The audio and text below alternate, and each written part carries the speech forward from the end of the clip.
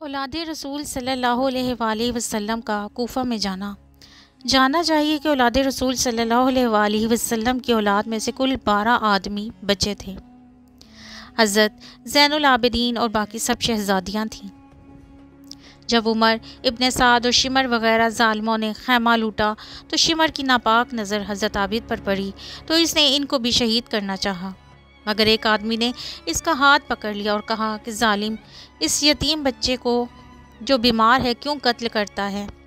اس نے کہا، مجھے عبداللہ ابن زیاد کا حکم ہے کہ علی کی اولاد میں سے کوئی مرد زندہ نہ رہے۔ اس آدمی نے کہا کہ یہ ابن زیاد ہی کے پاس جانے والے ہیں، وہ جو چاہے کرے۔ المختصر، اولاد رسول صلی اللہ علیہ وآلہ وسلم کو اسی روز 10 محرم کو ابن سعد نے بشیر بن مالک اور خولی بن یزید کو حکم دیا کہ امام حسین رضی اللہ عنہ کا سر اور کچھ ان کے ساتھیوں کے سر نیزوں پر رکھ لو، عورتوں اور بچوں کو اونٹوں پر سوار کرو اور خوب ہوشیاری سے ابن زیاد کے پاس کوفے میں پہنچاؤ۔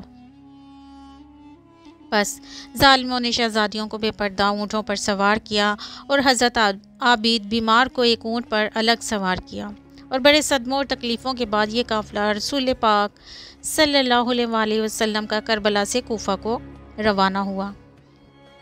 ابن زیاد وغیرہ قاتل کربلا میں ایک ہی دن ٹھہرے اور اپنے مرے ہوئے فوجیوں کو دفن کیا، اور حضرت امام حسین رضی اللہ تعالیٰ عنہ کے جسم پاک کو اور آپ کے فدائیوں کی لاشوں کو اسی طرح پرا رہنے دیا، اور ظالم دوسرے روز کوفہ کو پہنچے۔ اور تیسرے روز آزریہ کی بستی کے لوگوں نے حضرت امام حسین رضی اللہ تعالیٰ عنہ کے جسم پاک کو ایک قبر میں اور باقی سب شہیدوں کی لاشوں کو آپ کے قریب ہی ایک گڑھے میں دفن کیا اور گنج شہیداں بنا دیا۔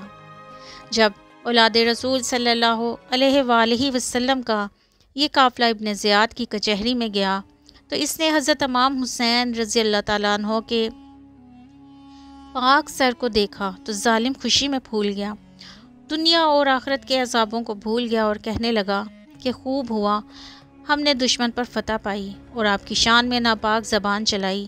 پھر اس کی نظر حضرت عابد پر پڑی، حکم دیا کہ اس کو بھی قتل کر دو، میں نہیں چاہتا کہ علی کی اولاد سے کوئی بھی مرد زندہ رہے۔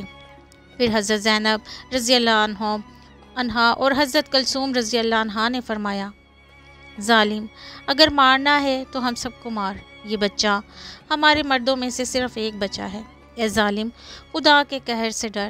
ابن زیاد یہ الفاظ سن کر کام کیا اور قتل نہ کر سکا۔ دونوں شہزادیوں نے فرمایا، اے ابن زیاد، تو نے اپنی بہو بیٹیوں کو محلوں میں بٹھایا اور اولاد رسول صلی اللہ علیہ وآلہ وسلم کو بے پردگی سے یوں در بدر پھرایا۔ ابن زیاد ظالم نے 3 دن تک شہیدوں کے سر کوفے کے دروازوں میں لٹکائے رکھے۔ پھر ظالم شمر کو حکم دیا کہ 5000 آدمیوں کی فوج لے اور اس قافلے کو دمشق میں امام زمان یزید کے پاس پہنچا۔ بس اولاد رسول صلی اللہ علیہ وآلہ وسلم کا یہ مظلوم قافلہ کوفے سے چلا اور شہیدوں کے سر ظالموں نے نیزوں یعنی پرچیوں پر رکھ لیے۔